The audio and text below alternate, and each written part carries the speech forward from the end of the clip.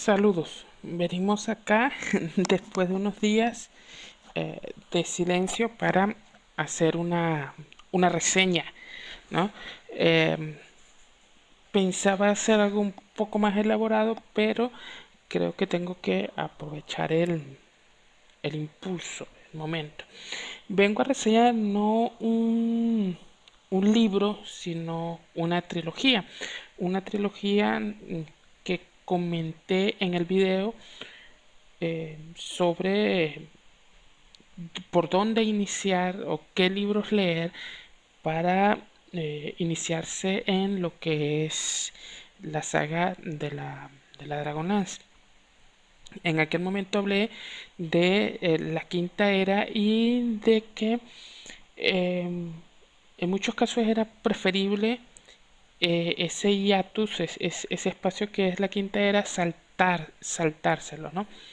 Que no había mucho que aprovechar ahí, pero aún así decidí hacerle frente a esta parte de lo que es la saga de la Dragonás. Y encontré que si bien hay novelas que son buenas, otras que son malas, no difiere mucho de lo que ya teníamos antes con eh, la serie de villanos o la serie de los compañeros de la lanza, que de verdad es terrible, y otras sagas que estaban ambientadas en el periodo histórico previo. Entonces, la Quinta Era tiene material muy bueno, como la trilogía de Elisha y otras que no llegaron a ver la luz en castellano, o por lo menos que yo no conozco, ni en castellano ni en inglés, como también hay muchas eh, que están ahí como para rellenar, para llenar los espacios vacíos, que son las sagas de Interregno y algunos cuentos cortos. Pero lo que nos viene a interesar ahorita es la saga que yo voy a llamar del amanecer de una nueva era, ¿no? Que está conformada por la novela titulada El amanecer de una nueva era, la segunda novela se llama El dragón azul y la tercera se llama El conjuro de los dragones. En inglés tiene otros nombres, pero eh, no vamos a ahondar en eso, no importa en este momento. Esas son tres grandes, las tres novelas que conforman para mí la columna vertebral de lo que es la Quinta Era. Te dan una idea de lo que es este periodo del escenario de campaña. Si tú lees esas tres, ya después cuando lees la guerra de los espíritus, se puede decir que completaste ese espacio, ¿no? Hay otras que son de calidad, como ya dije, las que forman la trilogía de Licha, son muy buenas, pero este, no aportan tanto a la trama principal eh, de la saga en general. Entonces, antes de hablar de este trabajo y de la autora, primero hay que conocer el contexto. Esta trilogía surge en un contexto particular. Verán, hubo un momento donde se dio una ruptura entre la compañía que estaba sacando las novelas y el juego de la Dragonance. Creo que en ese momento era TCR, no sé si era TCR o eh, ya estaba haciendo Wizard of the Coast. Hubo una pelea entre ellos y los dos autores principales, la señora Margaret Weiss y el señor Tracy Hickman. Yo conozco dos versiones y creo que las dos versiones son perfectamente válidas porque no se contradicen. La primera versión dice que hubo un problema entre los autores y la compañía por el uso de un personaje que que los autores querían usar en el ciclo de la Puerta de la Muerte, que es una excelente hectalogía. Creo que es uno de los mejores trabajos de estos dos autores que han sido publicados en castellano. Obviamente hubo trabajos que estos señores hicieron en su idioma natal que nunca llegó a ser traducido. En la etalogía del ciclo de la Puerta de la Muerte hay un personaje llamado el mago Sifnaf que se parece mucho a Fishban el Fabuloso. Entonces se dice que ese fue el gran problema, el uso del personaje. Pero un buen amigo hace unos años me contó la otra historia. La otra historia tiene mucho que ver con los tejemanejes de la compañía cuando la presidenta fue la señora Lorraine Williams. Ya iba a nombrar la otra Lorraine. Esta señora parece que había vendido los derechos para hacer la película de Calabozos y Dragones. Sí, esa la primera película que todo el mundo deslena, que no debería de existir. Em, la señora vendió los derechos y supuestamente el escenario de campaña por defecto que se iba a usar era Dragonlance. Entonces alguien puso sobre aviso a Margaret Weiss y a Tracy Hitman, quienes dieron movimientos para que se diese la ruptura y Dragonlance no perteneciese ya a TCR o Wizard. Fíjense que tanto es la cuestión de que Dragonlance sale de, del sistema de rol, ¿no? Con la saga de novelas de El ocaso de los dioses, ¿no? En rol deja de usar el sistema de segunda edición y por lo tanto no hay un Dragonlance tercera edición por parte de la compañía, en este caso Wizard, y se creó el sistema Saga que usaba unas cartas y tal, y era un sistema abierto. Para Saga se crea un entorno que empieza donde Margaret Weiss y Tracy Hickman dejaron la ambientación. Debemos recordar que tras el ocaso de los dioses y la batalla con Caos, Dragonlance queda, o el universo de Cream, queda sin dioses y por lo tanto sin magia divina y sin magia arcana. Entonces queda una ambientación como rota. Cualquiera diría que es el medioevo en nuestro mundo, solo que con razas fantásticas. Y entonces los humanos tienen que resolver, que inventarse. Visto desde cierto punto de vista, pareciera que esto fue una patada de la mesa y el mundo quedó roto, pero la compañía quería seguir sacando novelas porque Dragonlance vendía y el juego de rol estaba vendiendo. Entonces, se crea un grupo que desarrolle, que siga adelante esta idea que dejaron los autores y eh, la cabeza de este equipo, la cara representativa de la quinta era va a ser la autora Jean Rabé. Esta señora es un caso particular porque es sumamente creativa, pero no tiene el mismo nivel de los autores, ¿no? De Margaret Weiss o de autores como, por ejemplo, Richard Knack o Douglas Knight, ¿no? Y la señora se lanza a la aventura. Yo recuerdo que cuando Chamo eh, mm, la criticaba mucho, pero leyendo su trabajo ahorita, ya viejo, eh, lo cierto es que lo reivindico porque retomar ese proyecto roto donde estaba y hacer lo que ella hizo tiene su mérito, hay que reconocérselo definitivamente, ¿no? Entonces, ¿qué hizo esta señora? Tomó el mundo, les dio una serie de herramientas, una serie de antagonistas y puso un planteamiento de verdad interesante.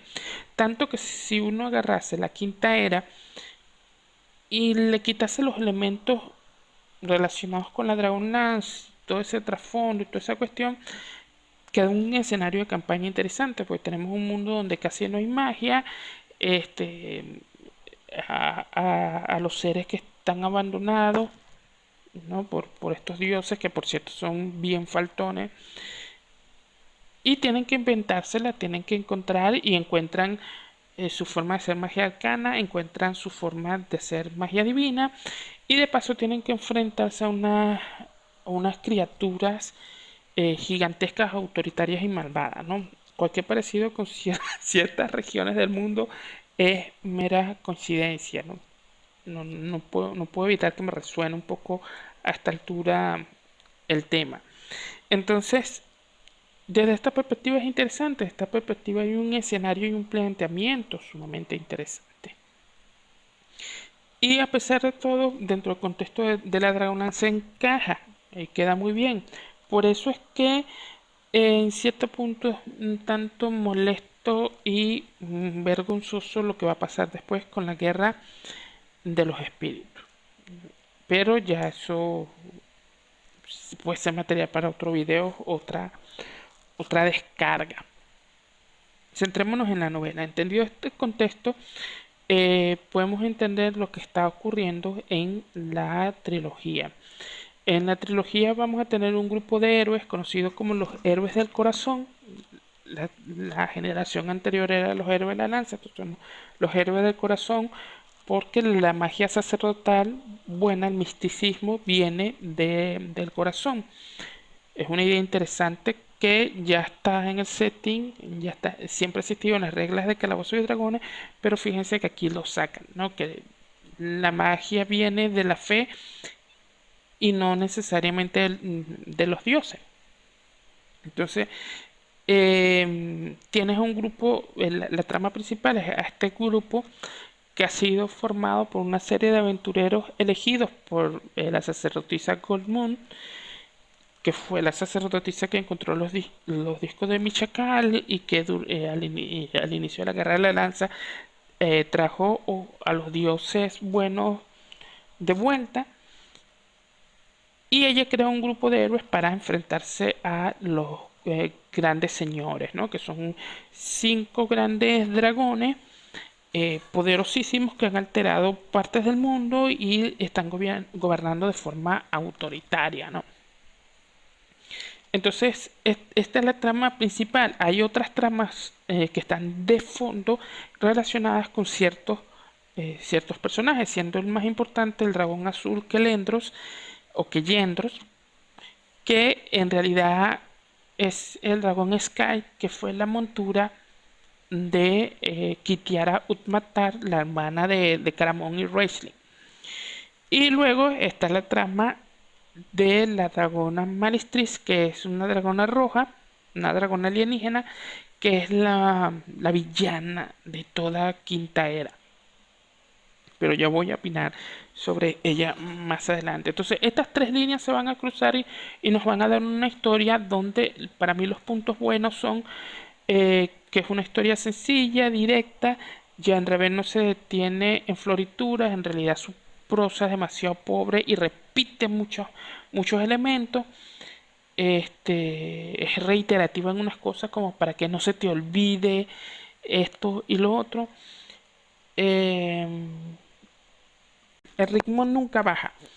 La historia son pocos los momentos muertos, ¿no? Y aun cuando hay un momento muerto en la historia, te cuentan algo, ¿no? Te dicen algo, la señora te reitera algo y cosas por el estilo. Por lo tanto, siempre están pasando. Entonces llega un momento como si fuera una ola donde tú entras en la zona, en la vibración, y te dejas llevar y de repente la historia te va atrapando. La otra cosa que tiene es que tiene muchas escenas vistosas y me refiero a las escenas de combate muy vistosas, muy llenas de magia y muy ágil, cosa que contrasta mucho con el estilo más pausado de los otros autores. Entonces pareciera que estás como leyendo un manga, hay luchas tipo shonen y cosas que tú dices, wow. Pero cuando uno es un adolescente y es un chamo, son las cosas que te llaman la atención. Y no puedo negar ahorita que aún en esta época me pareció, me pareció interesante, ¿no? No llega al nivel de los autores que me encantan ahora, pero me pareció muy bueno, eso es uno de los puntos favorables. Otro punto favorable que tiene es que yo no sé si por desconocimiento o por darle un enfoque distinto, el grupo de personajes de Jean Rabe es atípico, ¿no?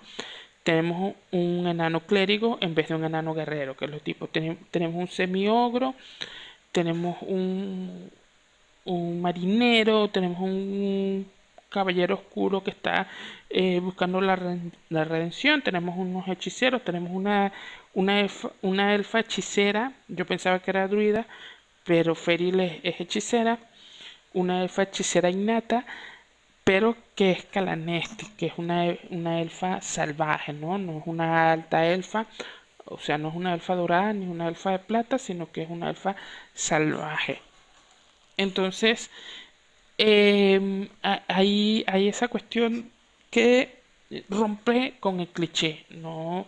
Es el grupo típico de una dragonada, es el grupo típico que te encontrarías en una partida Calabozos y Dragones, pero es atípico, ¿no? Cosas que ya es común ahorita con la quinta edición del juego, ¿no? Cosas de las que yo en algunos momentos como buen viejo me he quejado y he comentado con alegría y con un piquete, ¿no? De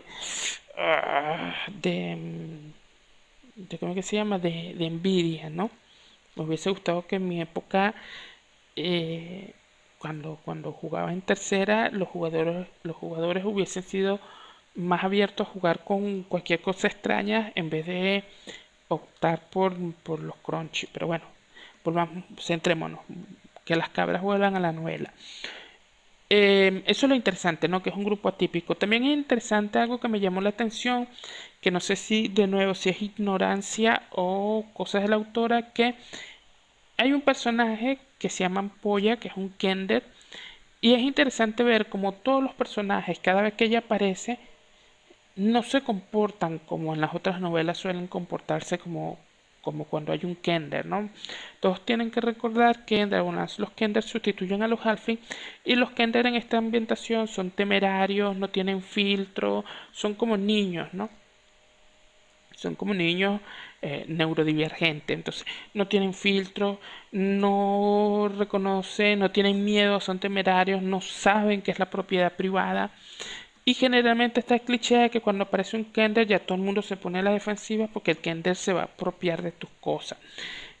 Aquí no, aquí la gente ve a Ampolla y la trata como un personaje más. Son pocos momentos donde Ampolla demuestra que es un Kender, ¿no? Que a veces se les va la lengua y tal.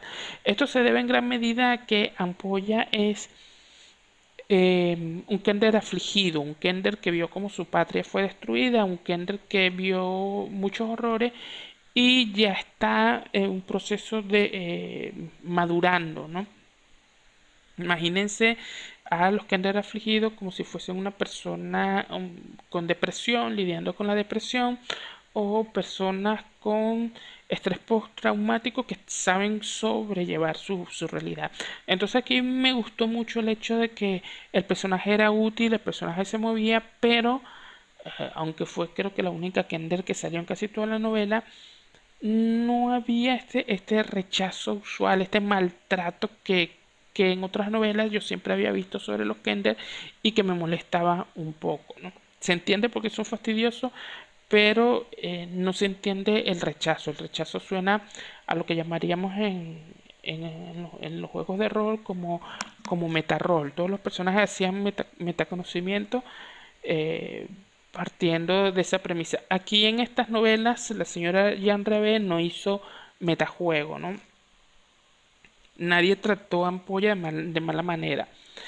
Eh, entonces, en gran medida, estos son más o menos los aciertos que tiene la novela en líneas generales. ¿Cuáles son los desaciertos que tiene en general? Primero, lo reiterativo. Segundo, que muchas veces hay personajes que aparecen y la gente común los reconoce y reconoce lo que hicieron en el pasado.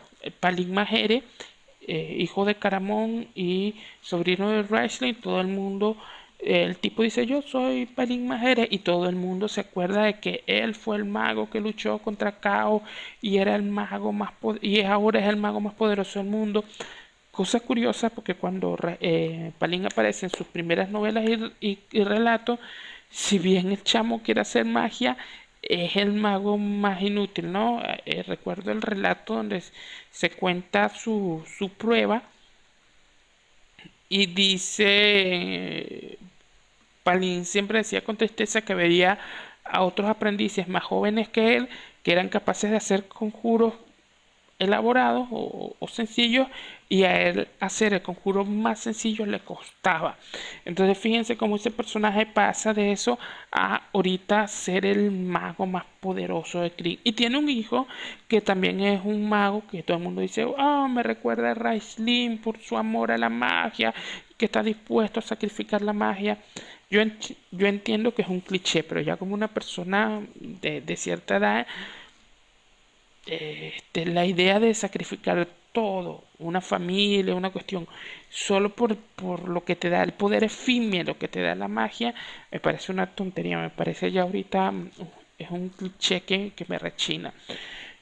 Pero en la novela pasa eso, ¿no? En la novela estos tienen la obsesión con la magia, en la novela, este, ¿cómo se llama? Todo el mundo sabe qué hizo y qué están haciendo estos personajes, tomando en cuenta que es un mundo donde no hay medios de comunicación masivas como los tenemos en la actualidad. Entonces, me parece un poco forzado, ¿no? Un poco mal por parte de la autora. También me parece un poco mal que los personajes casi no avanzan, se quedan planos. De verdad que no siento ningún cambio. Sí se sienten algunos cambios en tanto y cuanto unos personajes se relacionan con otros. Por ejemplo, Jaspe establece una buena amistad con Groyer, que es el semi-ogro, que de paso es sordo, cosa que hace más interesante el hecho de que sea un grupo atípico.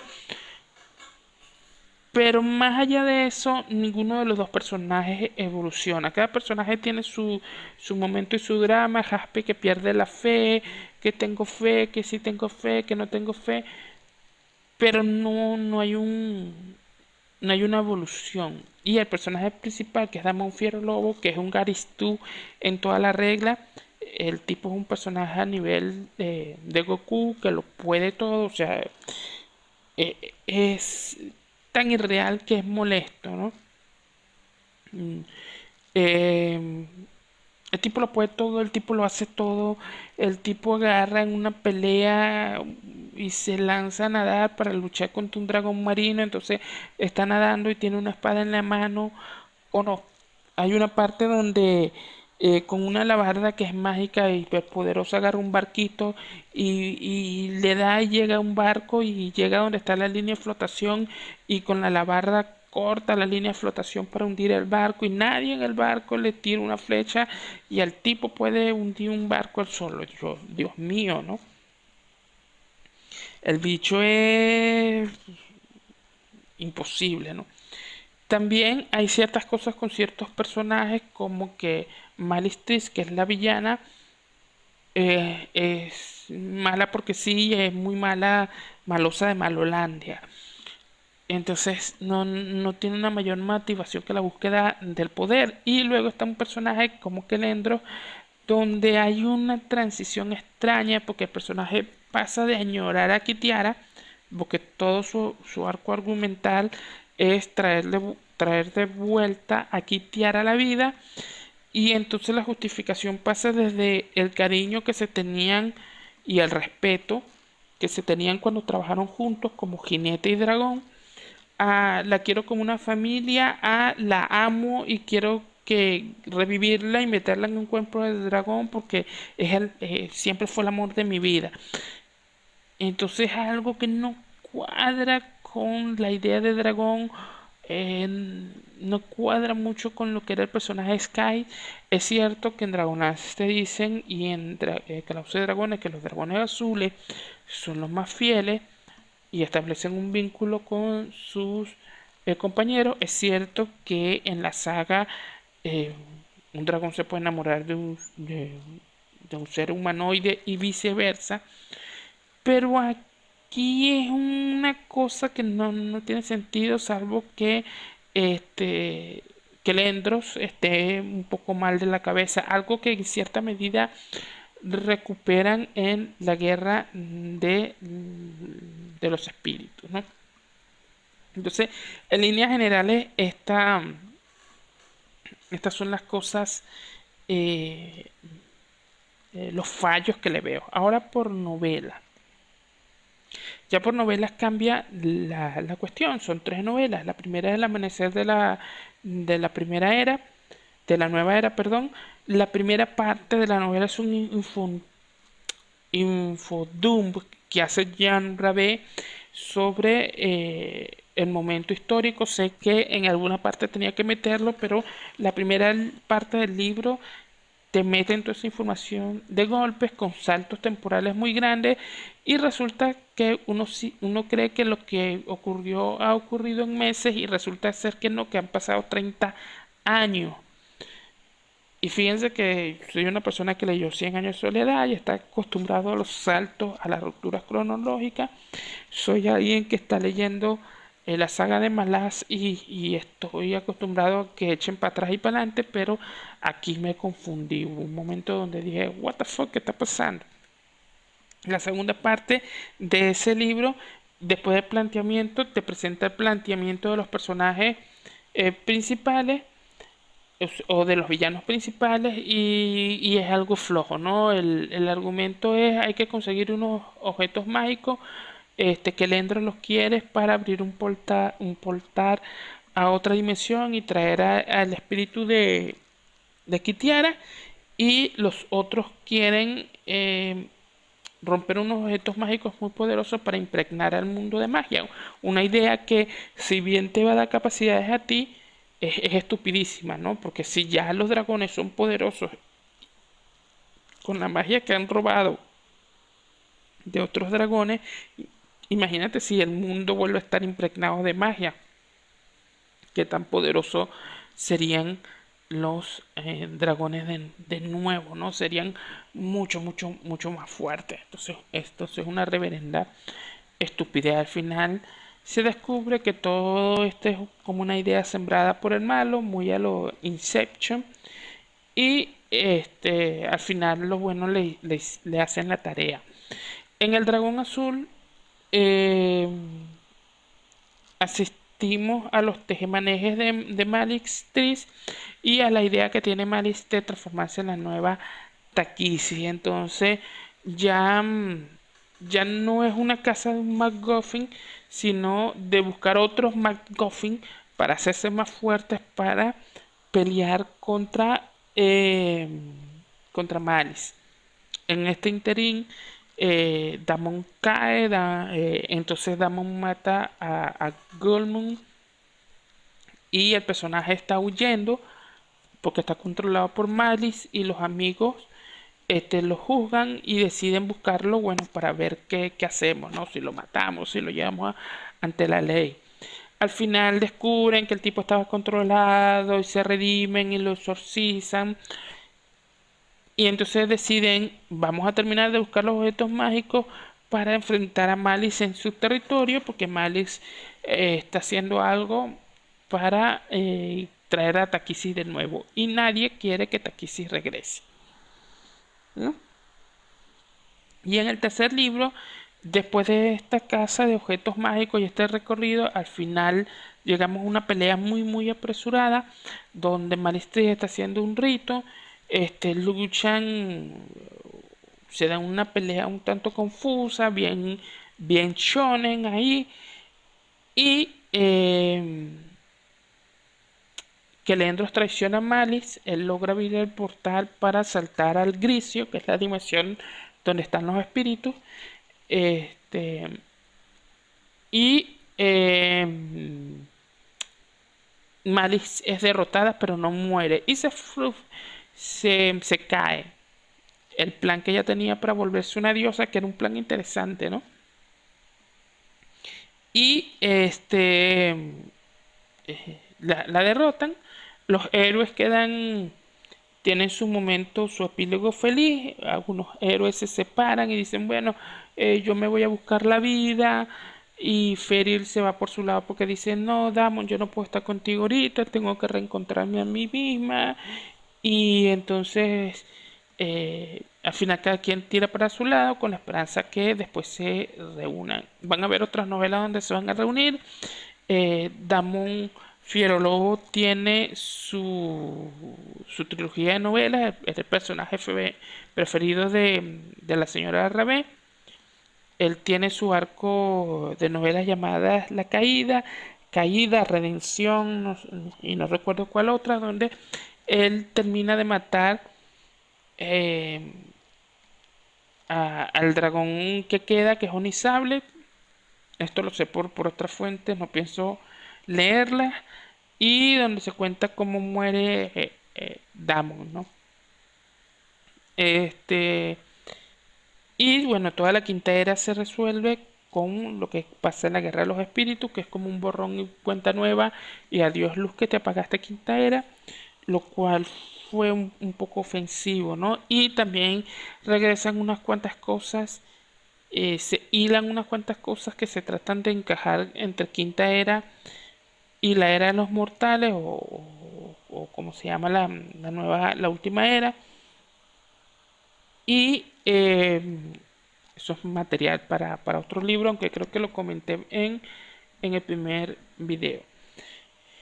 Estas tres novelas, especialmente Conjuro de los Dragones, termina con Malistriz derrotada, Malistriz diciendo esto es la guerra y prometiendo regresar como villana, mientras Sky o Kelendro se pierde del panorama y los otros dragones vuelven a sus zonas tranquilos a acaparar poder.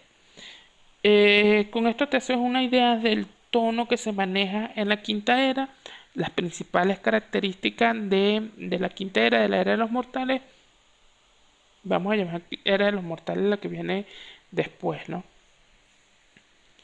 La quinta era tiene este momento y esta trilogía que te da una idea, pero más allá de eso, no, no es gran cosa, pues es una historia interesante, entretenida, pero eso es todo pobremente escrita, con personajes planos, siendo para mí el más interesante Ampolla, la Kender, es el único personaje interesante.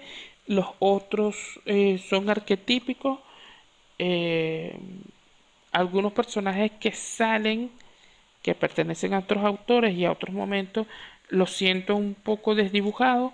Se siente como cuando uno escribe un personaje de otro autor que lo trabaja con cuidado o solo usa el marco de referencia y el nombre, pero no le toca la personalidad.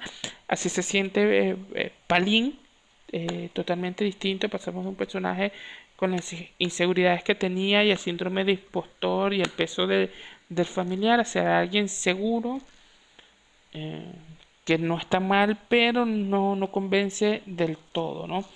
Igual el Palín que sale después en la guerra de los espíritus que está amargado, pero eso creo que responde a otra cosa, algo que le pasó con el dragón verde Beryl. Bueno, pero esta es en líneas generales la reseña. ¿Qué podemos decir de las tres novelas? Que son una lectura entretenida para pasar el rato, son ágiles, son dinámicas, pero distan de ser una obra de calidad. ¿Sirven para darte una idea de ese espacio de la ambientación? Sí. ¿Son lo mejor de ese momento? No. Si lo comparamos con el momento histórico, las novelas de la época, yo creo que sí están en sintonía con la época, pero hay cosas mejor. Si no me falla la memoria, para ese momento ya Canción de Hielo y Fuego y The Witcher estaban rondando por ahí, así que le llega a la altura a, a la literatura de su momento histórico, no, para nada. Si lo comparamos con las obras actuales, donde están los pesos pesados como Sanderson, Rothfuss, Abercrombie y demás, esto es bodrio, ¿no? y siento ser tan duro, pero no tiene el mismo nivel. Así que esto es entretenido, dinámico, ágil, pero dista de ser un material bueno. Son lecturas para pasar una buena tarde, unos buenos días, eh, para leer una que otra página antes de acostarse a dormir, como hacía yo, pero más allá de eso, no. Y bueno, esto es todo. Creo que con estas novelas, más lo que se comentó en el otro video, perfectamente se puede tener una idea de todo lo que es la Dragonlance. Perfectamente se puede tener una idea de todo lo que es la Dragonlance en términos literarios. Bueno, sin nada más que decir, me despido de ustedes y espero que el video les haya o sea de su agrado. Nos estamos viendo en un próximo